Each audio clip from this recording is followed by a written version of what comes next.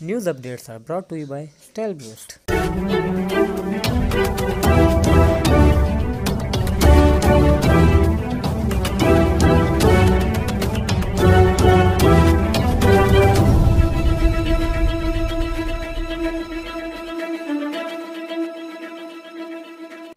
بسم اللہ الرحمن الرحیم۔ السلام علیکم۔ آج کی خاص خبروں کے ساتھ میں ہوں نوائی شرر سے آپ کا میزبان رانا ساجد اقبال۔ آج بدھ کا دن ہے اور 5 رمضان مبارک 1441 ہجری 16 بیساکھ 2078 اپریل 2020 عیسوی کی 29 تاریخ ہے۔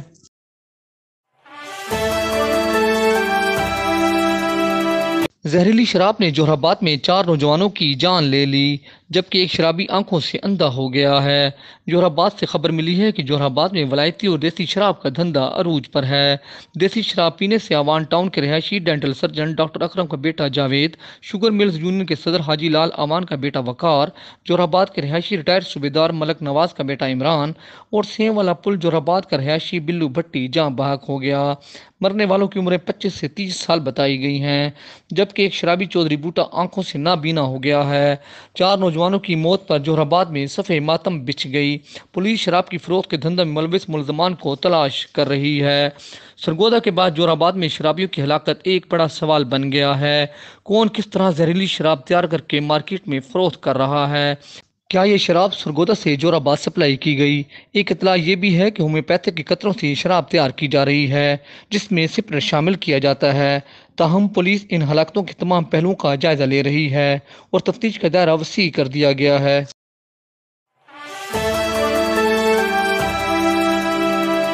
کنفیوشس انسٹی ٹیوٹ فال سیمسٹر سے سرگودا یونیورسٹی میں کام شروع کرے گا۔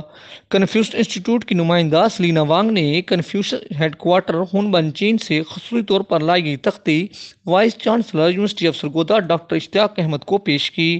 کنفیوشس انسٹی ٹیوٹ ستمبر 2020 فال سیمسٹر سے باقاعدہ سرگودا یونیورسٹی میں کام شروع کر رہا ہے اور 2 چینی اساتذہ پہلے ہی یونیورسٹی میں خدمات سر انجام دے رہے ہیں۔ اس موقع پر سلینا وانگ نے کہا کہ کنفیوشس انسٹی ٹیوٹ کے قیام سے یہاں کے لوگوں کو چینی ثقافت اور زبان سے ہم آہنگی ہوگی اور سرگودا یونیورسٹی کے طلبہ کو چینی یونیورسٹیوں میں مشترکہ تحقیق، اسکالرشپ سمیت گراں قدر مواقع میسر آئیں گے۔ Vice chancellor doctor Ishtiaq Ahmad نے سلینا وانگ کا شکریہ ادا کیا اور کہا کہ یہ کنفیوشس انسٹی ٹیوٹ کا پاکستان میں 5واں انسٹی ٹیوٹ ہے۔ واضح رہے کہ سرگودا یونیورسٹی میں کنفیوشس انسٹی ٹیوٹ اکتوبر 2019 میں وزیراعظم عمران خان کے دورہ چین کے دوران چینی ہم منصب لی کی جیانگ کی موجودگی میں MOU پر دستخط کے بعد قائم ہوا ہے۔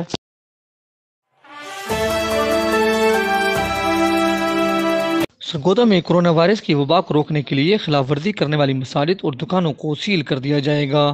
کمشنر سرگودا ڈویژن ڈاکٹر فرح مسعود نے ڈویژنل ویجیلنس کمیٹی کے اجلاس سے خطاب کرتے ہوئے کہا کہ لاک ڈاؤن کی خلاف ورزی کسی صورت قبول نہیں ہے۔ جو دکاندار آدھے شٹر کھول کر کاروبار کر رہے ہیں انہیں بھاری جرمانے اور دکانیں سیل ہوں گی۔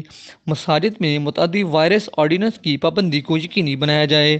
ایسے بینک، ڈاکخانے، سیونگ سینٹر اور دیگر مالیاتی اداروں میں لمبی قطاریں یا رش ہونے کی صورت میں ان اداروں کو بند اور ذمہ داروں کے خلاف کارروائی کی جائے۔ اس اجلاس میں RPO سرگودا افضال کوثر سمیت 4 اضلاع کے ڈپٹی کمشنرز اور ڈسٹرکٹ پولیس افسران بھی شریک تھے۔ کمشنر نے ذخیرہ اندوزوں، منافع خوروں کے خلاف کارروائی اور گندم کی خریداری کے اہداف کو پورا کرنے کی ہدایت کی اور کہا کہ ناقص کارکردگی دکھانے والے مجسٹریٹوں کا بھی محاسبہ ہوگا۔ اس موقع پر RPO سرگودا سید افضال کوثر نے کہا کہ موٹر سائیکلوں پر ڈبل سواری اور گاڑیوں میں 2 سے زائد افراد بیٹھنے کی اجازت نہیں ہے۔ آٹو رکشہ اور چینگچی رکشوں کی نقل و حرکت کو بھی محدود کر دیا جائے۔ خلاف ورزی کرنے پر گاڑیاں بند کر دی جائیں گی۔ انہوں نے شہریوں سے اپیل کی کہ وہ غیر ضروری گھروں سے باہر نہ نکلیں تاکہ لاک ڈاؤن کے مقاصد کو حاصل کیا جا سکے۔ انہوں نے کہا کہ پولیس چوروں اور ڈاکوؤں پر گہری نظر رکھے تاکہ شہریوں کے جان و مال کا تحفظ یقینی بنایا جا سکے۔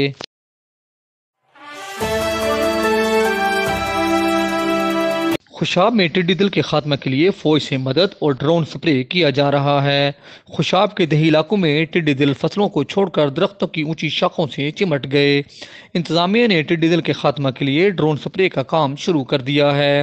کمشنر سرگودا ڈویژن ڈاکٹر فرح مسعود نے اس سلسلہ میں ایک اجلاس کی صدارت کی جس میں پاک آرمی کے افسران نے بریفنگ دی۔ اجلاس میں ڈائریکٹر ہیلتھ رانا عبداللہ اور دیگر محکموں کے افسران بھی شریک تھے۔ اجلاس میں بتایا گیا کہ بکھر اور خوشاب کے اضلاع میں 3 لاکھ ایکڑ رقبہ پر کاشت گندم اور چنے کی فصل کو ٹڈی دل سے محفوظ بنایا گیا ہے، جبکہ باقی 15% کاشت فصلوں کو بھی بچانے کا کام جاری ہے۔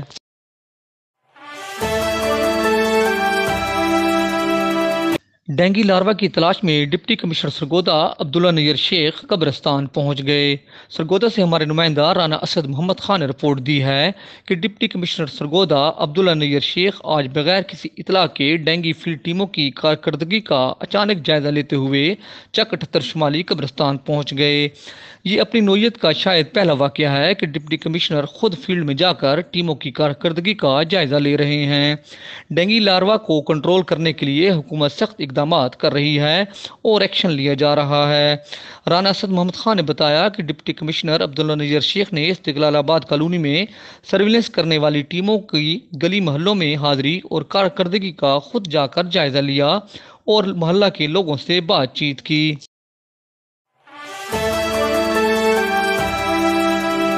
سرگودا کے تاجر نے بند دکان کے باہر ڈسپلے بنا کر ہوم ڈیلیوری اور آن لائن شاپنگ کی سہولت دے دی۔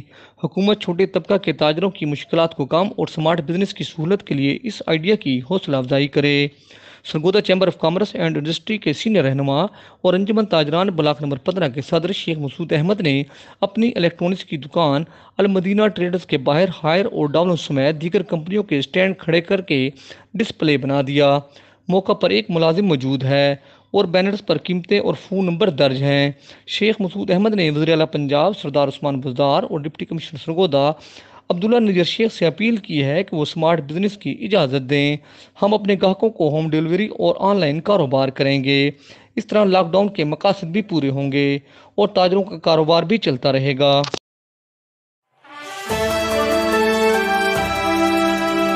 اس دعا کے ساتھ کہ اللہ رب العزت کورونا وائرس سے پوری انسانیت کو نجات دے، آمین۔ انشاءاللہ ہم کل پھر حاضر ہوں گے تازہ خبروں کے ساتھ۔ اللہ حافظ۔